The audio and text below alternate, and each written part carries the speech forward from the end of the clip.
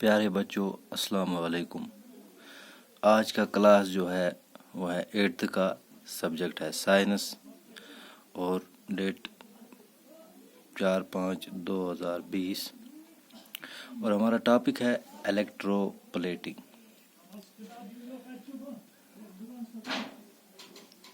बच्चों, ये टॉपिक हमने lesson chemical effects of electric current से लिया हुआ है। आखिरी टॉपिक है इसका और टॉपिक का नाम है इलेक्ट्रोप्लेटिंग। बच्चों, पहले हम समझते हैं कि इलेक्ट्रोप्लेटिंग किसको कहते हैं या इलेक्ट्रोप्लेटिंग क्या है।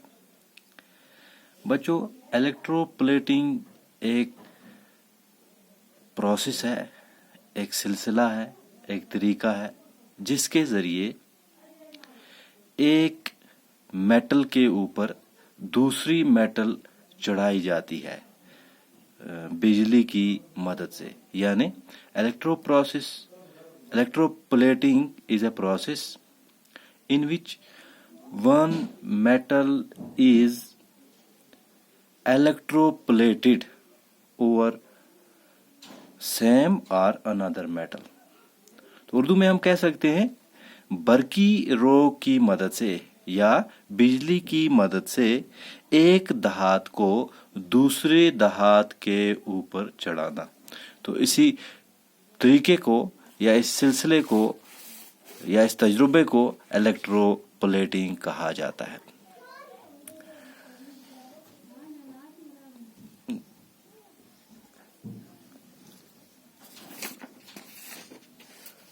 तो बच्चों, इलेक्ट्रोप्लेटिंग जो है ये कैसे की जाती है। देखो बच्चों, आपने अक्सर देखा होगा जब हम एक साइकिल खरीदते हैं तो साइकिल के जो पहिए हैं जिनको हम हाथ लगाते हैं, यानी आगे वाला जहाँ पे ब्रेक वगैरह होती है, तो ये अक्सर हमने देखा है पहले पहले जब हम खरीदते हैं तो ये चमक रहे होते हैं। जिस तरह आपके लेसन के अंदर भी मिसालें दी गई है, जैसे ये है साइकिल का वो आगे वाला हिस्सा जिसको हम पकड़ते हैं, जिसके ऊपर ब्रेक वगैरह होती है, शीशे लगाए होते हैं। और इस तरह हम देखते हैं ये गिलासेस है या ये दूसरी चीज़ है। या आपने देखा होगा कि हम जो मोटरसाइकिल देखते हैं उसके टायर जो होते हैं, टायरों के अंदर से एक जो मेटल लगी होती है वो किस कदर चमक दे रही होती है। तो बच्चों, ये चमकने वाली चीजें जो हैं इनको इलेक्ट्रोप्लेटिंग की हुई होती है।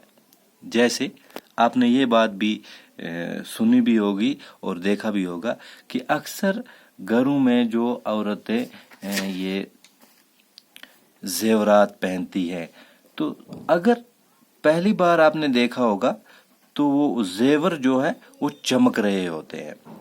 तो फिर 2-4 या 8-10 या 20-30 इस्तेमाल करने पर, यानी 20-30 रोज इस्तेमाल करने पर या 20-30 बार इस्तेमाल करने पर उनका जो कलर है वो कलर नहीं रहता है, यानी इनकी चमक नहीं रहती है। तो ये क्यों ये चमक नहीं रहती है? ये चमक इनसे उठ जाती है, यानी ये चमक इनके ऊपर नहीं रहती है।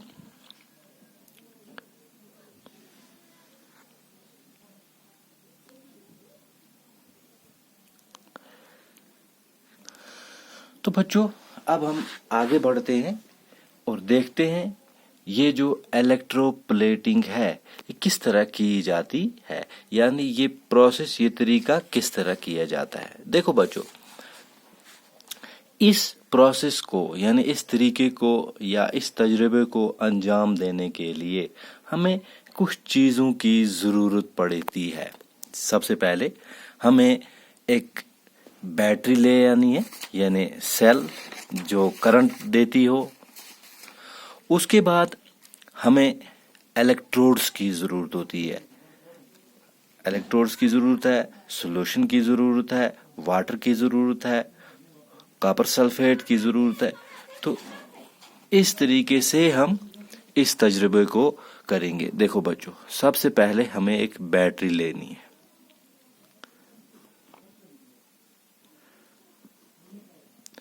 इस बैटरी को हम वायर्स के साथ कनेक्ट करके इस तरीके से आगे इलेक्ट्रोड्स के साथ जोड़ेंगे, यानी कॉपर प्लेटों के साथ। ये कॉपर प्लेट्स हैं, इनको हमने लिया है, इनको हमने वायर के साथ जोड़ा। ठीक है बच्चों। और इसके बाद हम वाटर ले लेंगे एक बीकर में, बिल्कुल क्लीन बीकर होना चाहिए, साफ बीकर होना चाहिए। इसमें हम डिस्टिल्ड वाटर लेंगे, डिस्टिल्ड वाटर।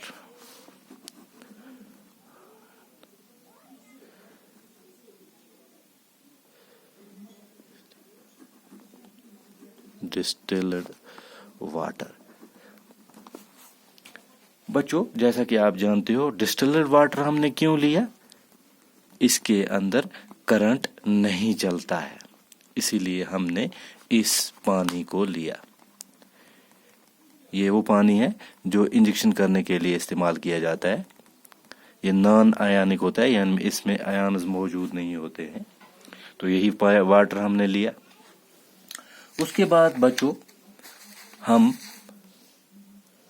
ये पानी कितना लेना है, ये हम 250 ml लेंगे, 250 ml वाटर ले लेंगे।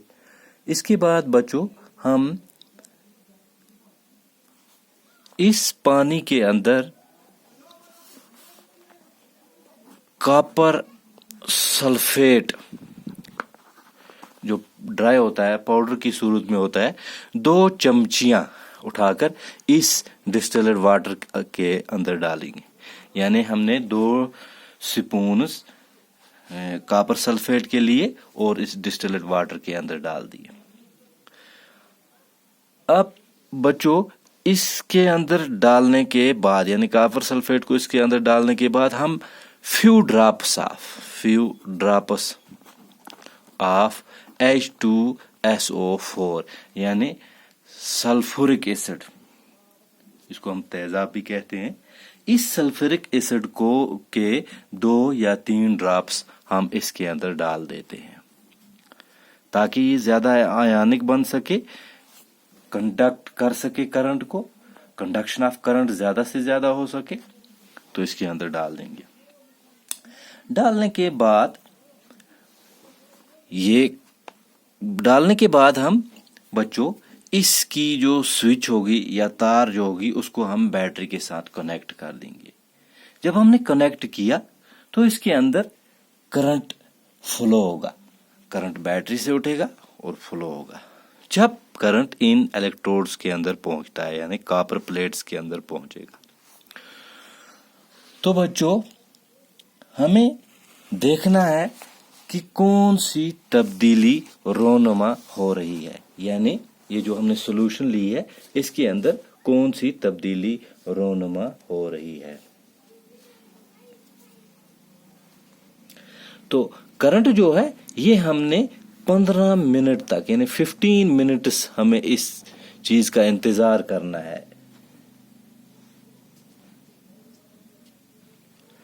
15 मिनट तक हमें इंतजार करना है इस करंट को, मतलब स्विच ऑन करके फिर देखना है कि इसके अंदर कौन सी तब्दीली रोनुमा होती है। बच्चों जिस वक्त इलेक्ट्रिक करंट इस सॉल्यूशन के अंदर से पास होता है तो जो हमने इसके अंदर कॉपर सल्फेट डाला हुआ है ये डिसोसिएट होता है, यानी टूटता है, ब्रेक डाउन होती है इसकी।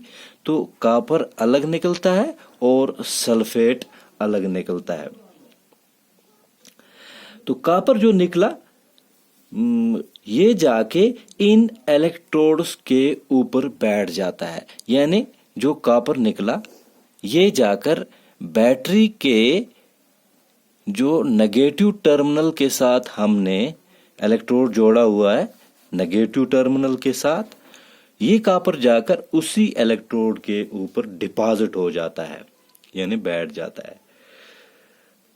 तो इस तरीके से यहाँ पे जो हमारा टॉपिक है उसकी ओर इशारा हो रहा है कि इलेक्ट्रोप्लेटिंग हो रही है, यानी कॉपर खुद एक मेटल था, इसके ऊपर दूसरा मेटल आकर by the help of electric current बैठ गया और सॉल्यूशन के अंदर जो कॉपर की कमी पैदा हो गई, तो ये वाला इलेक्ट्रोड जो है ये डोनेट करता है, यानी ये डोनर बनता है, यहाँ पे ये कॉपर दे रहा होता है सॉल्यूशन को। तो इस तरीके से इसके अंदर जो सॉल्यूशन है कॉपर की कमी नहीं होती है, कॉपर रिस्टोर हो जाता है। तो लेकिन सॉल्यूशन का कॉपर जो है वो इस इलेक्ट्रोड के ऊपर डिपॉजिट हो जाता है। तो बच्चों इसी तरीके को इलेक्ट्रोप्लेटिंग कहा जाता है, यानी electroplating is a process of depositing, एक ऐसा तरीका है जिसके जरिए एक मेटल डिजायर्ड मेटल के, यानी डिजायर्ड मेटल जो है वो जाकर दूसरे मेटल के ऊपर चढ़ जाता है, चिपक जाता है। तो इसी तरीके with the help of electric current और इलेक्ट्रिसिटी, और इसी को कहा गया इलेक्ट्रोप्लेटिंग। यानी electroplating is a process of depositing of layer of any desired metal on another material by means of electricity, or electric current. The whole process is called electroplating. बच्चों ये electroplating जो है ये एक बहुत कामदेह तरीका साबित हो रहा है आजकल इंडस्ट्रीज यानी कारखानों के अंदर, जिसमें कोटिंग ऑफ मेटल ऑब्जेक्ट्स की जाती है, यानी एक मेटल के ऊपर दूसरा मेटल चढ़ाया जाता है। फॉर एग्जांपल क्रोमियम प्लेटिंग हो रही है, कार के पार्ट्स जो होते हैं वो कितने चमकीले होते हैं, बाथ टैप्स यानी जो बाथरूमों के अंदर या कि टैप्स लगते हैं, नल लग रहे हैं, किचन गैस बर्नर्स होते हैं, बाईसाइकिल हैंड बार्स वगैरह जो होते हैं वो चमकीले होते हैं, उनके ऊपर इलेक्ट्रोप्लेटिंग की हुई होती है। तो बच्चों इस तरीके से हमने आज ये बात सीखी कि इलेक्ट्रोप्लेटिंग कैसे की जाती है, जिस तरह आपने इस डायग्राम की मदद से भी सीखा कि इलेक्ट्रोप्लेटिंग कैसे की जाती है। तो बच्चों ये जो हमारा आखिरी टॉपिक था इस लेसन से लिया हुआ था हमने, chemical effects of electric current, उसका ये आखिरी टॉपिक था। तो इसके साथ ही हमारा ये जो लेसन था बच्चों ये भी कंप्लीट हो गया। शुक्रिया आपका।